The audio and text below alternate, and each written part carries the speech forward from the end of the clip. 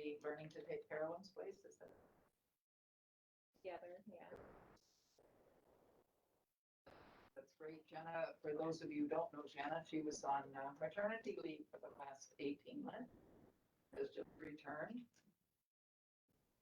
To have you back. Thank you. And she said she's happy to be. Yeah. She has a life now beyond children. You don't put that in the paper, Ron. Well, now I have to. The front page. Okay, so the minutes were attached. And everyone had a chance to read them with someone. Seconded by Ida. Questions? Carrie? Okay, does anyone have a disclosure of pecuniary interest or the general nature thereof? Seeing none? Proceed. And Trudy has a report for us to start with, and it was an amazing report, Trudy. I say you gave us an excellent report. Would you like to share some of the highlights that you felt? Some of the highlights, the main thing, of course, which was very interesting, was the chief superintendent, which we already know, to basically a communication between the detachment commanders and the board, right? That's what they said, and which worked out perfect. You know, just to communicate, make sure we discuss what we want to do with them, make sure you're in discussion with us. Very interesting conversations from all of the different speakers that we had. Just trying to go over some of the things. See what we had on here. First one, of course, was Brian McKillop, which was their strategic planning, executive director. Why about the strategic planning, forward impact, triggers, let's see, presentation. Most of it I pretty much detailed in here of everything that we had. The keynote speaker was excellent, Dr. Robbie Defoe. She was really, really good, discussing different issues with about why people do the things they do, and just when she was saying about you know, why you're stressed. The main thing, what we get things done is we're stressed and we're done with things. Why we don't take holidays. We need to, you know, the birthday breathing, she called it. Wellness factors. What else was there? There was the two gentlemen, Devin and Ken, and they talked about policing and different respects of policing and leading by example. They talked about also the general public doesn't see what we see. Like they'll see, you know, like as for instance in body cameras, why the police wear the body cameras, they don't understand. They'll just, if they said if you follow what you hear about policing on Twitter or just on, you don't really see what the policing do behind the scenes and why they do it. So it's very interesting concepts for that. What else did they have? The key communications. That's the main. Pretty much written down. Did anyone have any questions about any of the speakers? Okay, so yeah, that thank you very much for the summation. That was helpful. Now, we've all had a chance to read it. Does anyone have any questions for Trudy? Glad she had the time to do all that. I'll tell you. That's great. Even if it was online. That's a lot of. It was very interesting, very informative, you know, which was nice to see, right? And just to get a different view of what they're doing, like, and talking about a lot of it, they did talk about with when we went to the roundtable discussion with Ida and Julie and I, and how they, you know, how provincial members, we will have to be reappointed. We won't just be rolled over, and different ideas about that too. So yeah, it was very informative. And that will be interesting with the province and the speed at which we got you guys appointed to start with. Mhm. They better be more efficient Yes. on the second time around. And they said there won't be as much paperwork. We supposedly be able to just do a little bit of paperwork and roll it over if we're interested in continuing. So Well, I certainly hope so, because I got on this board initially and the two provincial appointees expired. One was already expired and didn't know it, and the other one expired right after that. And we sat for 3 years, I think, with no, or almost, well, 2.5 years at least. Yeah. So you were appointed by. It was David. And the thing which was really interesting is some of the general questions from some of the other board members. Just very interesting that they had questions about how to do an investigation into another board member. And I'm thinking, we have a really good board because we don't have those behind the scene issues. So I was quite impressed with, I was quite shocked at the questions that they were Always asking. got our fingers crossed. Yeah, and I'm like, nice, okay.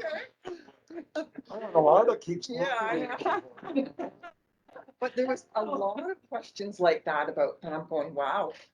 Very Yeah, and interesting. that is very difficult. And Yeah. I know there are certain councils out here right now that have issues with certain members of Yeah. council and stuff. So we're very thankful because this Mhm. is a good board and Yeah. we work well together. We're very cooperative and I've never had, any issues with anyone. So that's important.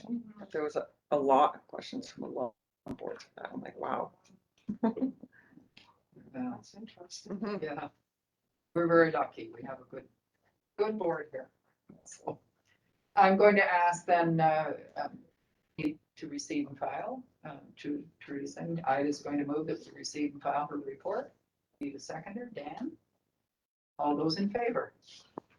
Carried. Thank you. Okay, well, whoops. I'm used to going back and forth and I can't do that on this one. I'm used to the double screen. I just have to keep rolling on this one, unless I bring both things. So the board compensation review that was requested by 2 municipalities. When Julie and Ida and I spoke with the various municipalities, asking them to keep, or recommending, telling them what the options are, and then recommending, we thought that the board at this size was a good size, a good makeup. It fit all the provincial policy, and all municipalities did agree in the end that was the case. We just had 2 municipalities question our compensation. So Carolyn, are you, or Julie, Yeah. you're going to speak on this, Carolyn, as to what you found? Absolutely. So based on the feedback that was received from the local municipalities, Chair Martin consented to a review of board member compensation. And staff have reviewed the relevant legislation as well as we surveyed the Zone 6 Police Services Board members, their different boards, to see compensation in the different boards. And those results are summarized in the report before you. So the recommendation is that making any changes to member compensation be deferred until the ministry approves the composition of the new board, and also that any changes to member compensation could be a part of the 2022 budget discussion. So with that, I'm happy to answer any questions. Thank you. Does anyone have any questions? It certainly, the range was quite extensive as to who was receiving what. And it's somewhere when I noticed that there was one where council members received less than non-council members, and I can certainly understand that one. Because as a council member, I'm already receiving a salary to be a member of council. So because I was quite happy, I don't, if I get paid for this job, it's one of my committees and I do it, but it's a little different when you're coming in from the public and spending that time. So does anyone have any questions or comments before we receive and file her report?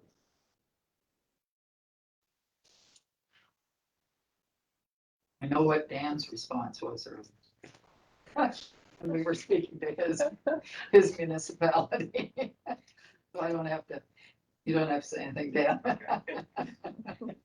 Okay, I need someone to move that we receive and file this report. Trudy and Dave? All those in favor? Scary.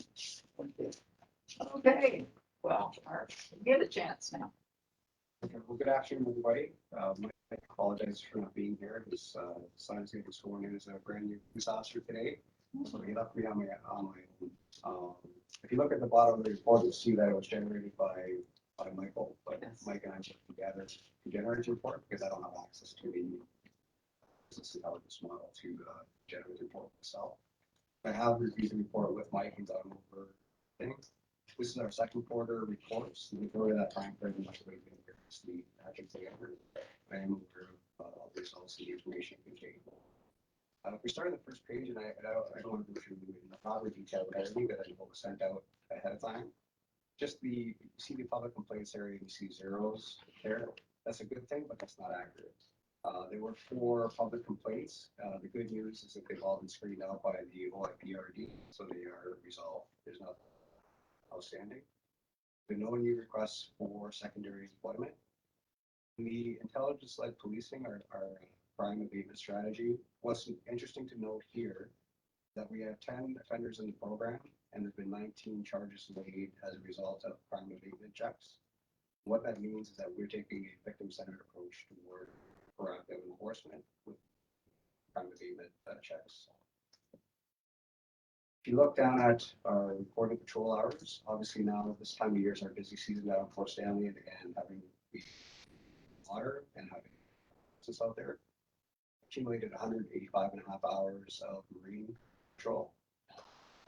And also ATV patrols was an area of concern that I was aware of that I spoke to the earlier meeting. We started ATV patrol hours to 83 hours. That's in conjunction with not only using our officers, but also reaching out and networking, utilizing our traffic enforcement team and having those members supplement us, which is a good thing because that reduces our member time costs and your ability to use that out. We participate in all of our traffic safety, provincial traffic initiatives.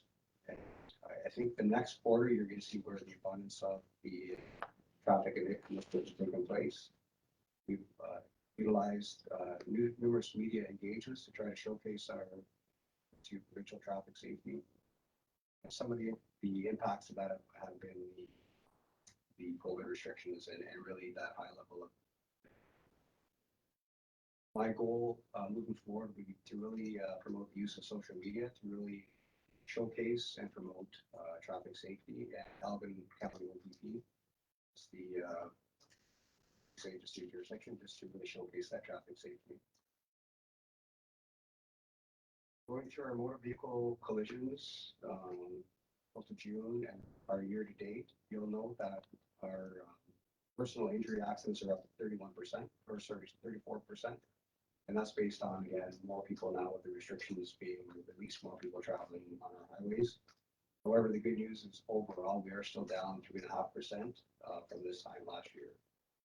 Fortunately, our next quarter, and I don't want to say it since I've arrived here, but you will see a spike in the personal injury and unfortunately the fatal motor vehicle collisions as a result of a number of factors, but we can speak to that.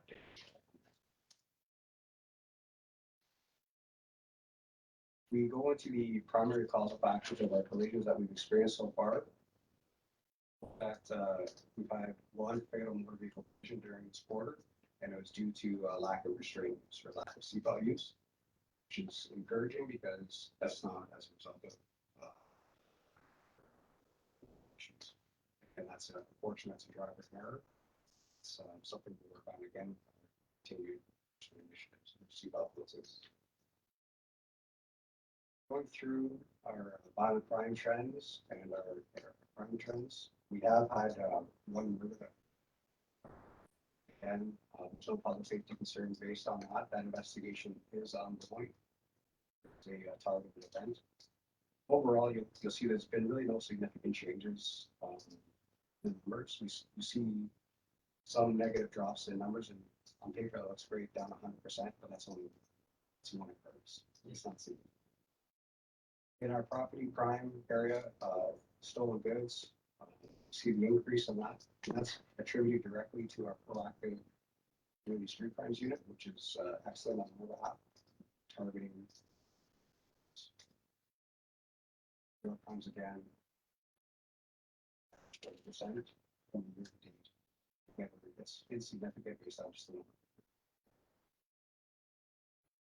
Our clearance rates for property crime We are still above the regional average. Our regional average is somewhere around 15%, or between 16 and 18%. I would like to see us still get about 28%, and we look at all strategies to make sure we hit that target. Our criminal records checks, our vulnerable sector screening checks are up significantly. That's due to the reopening of Ontario and these coming with their checks and how much is fully You weren't even doing some of those checks. So. correct. And I'll just give you, these are just some of the, I pulled some of my own data separately, just something for discussion, just to give you some of what's actually going on. Is that so with our Port Stanley operational plan, we have had 2 officers on patrol. This began back on July 3rd. We've accumulated 128 hours of disability patrols in Port Stanley by vehicle, bicycle, motorbike, motorcycle, and ATVs. We've issued over 40 tickets since that campaign launched. Multiple warnings, ROA compliance checks also took place during that time. Pureside's been causing us a bit of issues. Again, we have engaged the AGCO to help us with that by law, Southwest Public Health Unit. So we are taking proactive action towards that. I'm glad to hear that you have laid some charges in Port Stanley too, because we got a report Monday night's council meeting. And it said no charges laid by OPP when we're all, and but to know that that's wrong, we'll find out the information. Correct, and I can tell you, I did these checks I have confirmed as we move forward to this issue. Additionally, now again, my whole thing is partnering and networking. We try to engage outside resources. So again, I have included our time team, which is our provincial traffic management team for West Region, and we engaged them in our operational plan to help us with enforcement on weekends, and they are providing stats which should show up on our next quarter report. We show that we're utilizing outside resources as well. Our MSR program has been obviously very successful. We've had over 100 tasks that have been sent to MSR for follow-up to support individuals in crisis, which has been excellent. They also know certain Mental crisis response. It's been a very successful initiative, and major action with the multitude extremely helpful. This is significant for us because what that's doing is we're taking on over 100 of these calls. It's freeing up our officers for frontline responsibilities, which is excellent. Touched on our ATV patrols. We are still currently utilizing 2 ATVs, focusing on our Elgin, definite South World areas. Safety, education, and charges have been issued when warranted. And we're supplementing this with HSD members and time team members in addition to Elgin members, just to try to really ramp up our hours and our enforcement. Our focus patrols have really had an impact to address issues on 401. That was one of the issues we extend. You'll see the targeted enforcement that we'll be doing, and our focus patrols that are should stay. We have a back to school plan in place, ready to go for when students return to school in the next couple of weeks. We'll have a safety initiative, and we'll utilize media to really promote that and have our operational plan ready to go. And we really want to focus on the schools and sure it's safe for the children going back to school. That'll include school bus patrols and different initiatives just to make sure that people have school buses in the our crime units. We still have initial homicide that I mentioned ongoing. Have had the infant death into fire, which we're going to investigate as well, which should obviously try to set circumstances. And just for the board's awareness, so obviously that's impactful. We talked about that. This is one of those things that's extremely impactful for our members. So all of our healthy workplace teams have been here at attachment to help support our members, such as that. Traffic management unit continues to be extremely active out there. We have 3 members assigned to the traffic management unit. Will be another member that's transferred through from Chatham attachment, which was assigned to the traffic management unit. Just to make sure that we're active. each other, and someone that's able to actually respond to things that come in and meet with complainants and the community to help me see these issues to show that we are engaged and everything. Just some stats on our Police Reporter Center. So since we started in November of 2020, we've got 179 collisions that we redirected to the CRC here, which is excellent for us because again, there's 3 members and long relationships. That's my submission. Much other questions. Thank you, Mark. Questions for Mark? Yeah, I interrupted you at one point, but we did note that there wasn't anything for OPP charges. Because we get a building, like we get a report each month on how many charges are by officers. I think we have played 390, so. Illegal parking in Port Stanley, that's what ours is. Yeah. So, yes, Dan, go ahead. The ATV program, I think last year they were in Bayham just for maybe a day or two. And it had a huge impact, so. Bayham. I like to start spreading it around. Yeah. Initially, the initial concern was somewhere. And I think such impactful problem people see that they don't know. Oh, yeah. So when they see the ATVs out there, they're quite surprised, which is a good thing. It had a huge impact. Yes, yeah, it would, because so many of them didn't get across country. Well, we have that old railroad track there and it is terrible.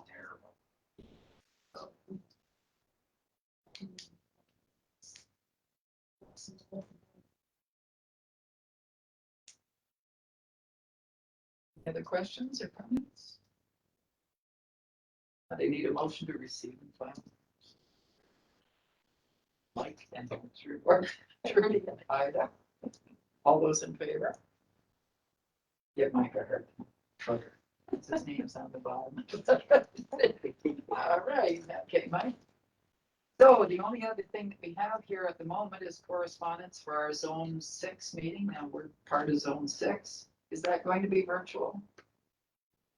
Okay, on September the 28th. Now, many of us have attended those. Ida and I have at times and such, and so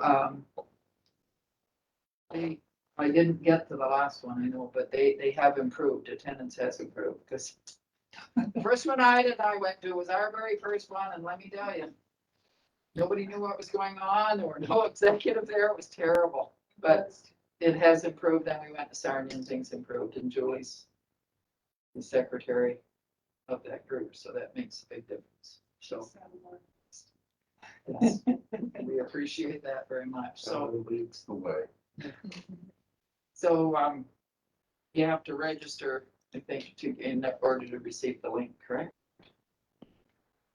I believe the link has been sent to all members already. but Oh, we've you- already got the link. Okay, so that's Save the fine. date. Yep, Dan? Thank you. So to attend this, is this vital as a board member or is this voluntary? It's not vital. I think it's important we have at least 1 or 2 members of our board at them, Okay. just like we let Trudy Yeah. virtually cover for us at the other one. But I will attend this one for sure. I don't know, you're all welcome to attend. It's, That's the latest time that we registered. that morning. That's Yeah, well, we'll make it work if you can attend. Good thing about being virtual. Yeah. Virtual. yeah, that's one advantage to the virtual, but I'm so sick of virtual. So if it rains that. I appreciate the fact we're sitting in a room together. Thank you very much. Damn good. That's right, then you can attend. The beans are off and the weeds, we're fine. Okay, does anyone have any other items or new business that needs to be brought up?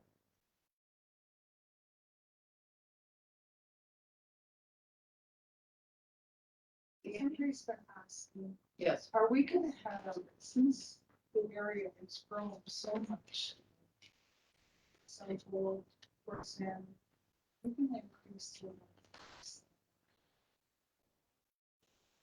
what's the population increase that that would normally trigger for other? So I would have to look to see from regional command. Their target. Right now, we're a right-sized detachment and I don't tell them this too often, but we are above the provincial average for what we have. In terms of what the population increases going to be. Our complement. Sure. Yeah, because Southold and I mean, it's not just Fort Stanley, Belmont is growing, Lyndhurst and yeah. So much. And Dutton is increasing right now as well. Subdivision going in, so it's been like Central Elgin's population had been going down each time there was a census of it. And now it's jumped up by well over 1,000 people in the last year. So, yeah, that would be great to know because it just means Central Elgin has to pay more. Thanks, Trudy. That's exactly what I was thinking. When I was Thank you. coming out, I was thinking, Sally's We gonna say, appreciate we have to pay more again. Yeah, okay. At least the board, they never, I will say, our council never questions. They appreciate police and appreciate it's there. Madam Chair, Yes. can we circle back and just receive that notice of meeting? Oh, I'm sorry. Yes, we will receive, I need someone to move that we receive the notice of meeting. Dan and Dave, all those in favor? Gary, sorry, I just assumed it was an announcement. It's a correspondence requiring for information. Okay, we do not have any closed session items. So unless is there any other new business at all? And I would have, need a motion for adjournment. Wait, sorry. Yeah, I'm sorry. We just have to discuss and determine when the next meeting is. I'm sorry. Okay, and they've got, it's on the agenda after the adjournment. So, sorry. So now normally we would meet, November, we're November. proposing. because normally this one is September though, isn't it? Or is it August? I don't know, our whole schedule's been thrown off. I with know, COVID. So I think we're hoping to be able to share some budget information and that worked for our timelines. November then. November 3rd or the 10th. So we're seeking the board's preference for meeting date. Let's do it with her, just in case. 3rd is a problem for me. It's the 10th. I was gonna say. Yeah, I sit on the St. Thomas Elgin General Hospital Board, and we have a board meeting on the 3rd, and I have a governance meeting on the. Those both start at 3, so it would be unless we wanted to start early. If we started at 1:30, I'd probably be okay because we usually aren't more than an hour. That work for you, or is that still a bad day? We can pick another day of the week, early Yes. November. It'll be tough. Okay, First 2 weeks will be tough for me. So, okay. So does the 17th, The whole 2 weeks would be tough. 17th, Madam Chair? 17th is fine for me. Other members? Okay, so we'll schedule for the November 17th at 2 p.m. We'll Okay. send out a calendar invite following today's meeting. Does that work for you? Thanks. My thing still says it's on the 3rd floor of the Administrative Services Board meeting. 3rd room. I'm not there.